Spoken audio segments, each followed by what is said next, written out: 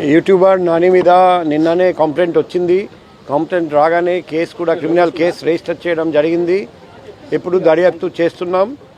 ఇంకా కొందరు ముందుకు వచ్చి కంప్లైంట్ ఇస్తున్నారండి. ఆ కంప్లైంట్ కూడా సేకరిస్తున్నాం. త్వరలో చట్టపరమైన చర్య తీసుకోవడం జరుగుతుంది. సార్ ముఖ్యంగా బెట్టింగ్ సంబంధించి ఎలాంటి నిఘా ఉంది సార్? మ్యాచ్ కూడా ఉంది కాబట్టి మేము కాన్స్టెంట్ నిఘా పెట్టాము సోషల్ మీడియా మీద. ఎవరైనా ఇటువంటి వీడియోస్ పెడితే మేము ఇలాగే కేసు కట్టి చర్య తీసుకుంటాం, చట్టపరమైన చర్య తీసుకుంటాం. పబ్లిక్కి కూడా రిక్వెస్ట్ చేస్తున్నాం, మీ నాలెడ్జ్లో ఇటువంటి వీడియోస్ ఉంటే online betting app, cricket betting app promote చేస్తున్న ఎవరైనా వీడియోస్ పోస్ట్ చేస్తే మా దృష్టికి తీసుకురండి. ఎందుకంటే వీళ్ళు ఇన్ఫ్లుయెన్సర్స్, వాళ్ళు సమాజంలో మంచి పని చేయడానికి ప్రయత్నం చేయాలి, కానీ సమాజంలో ఇటువంటి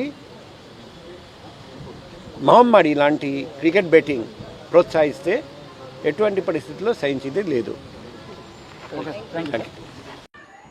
ఎస్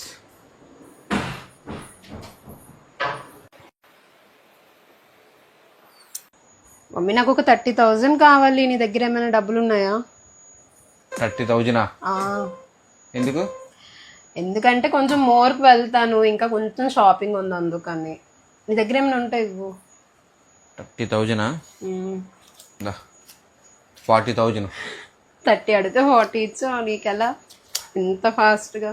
అంటే చాలా రోజులు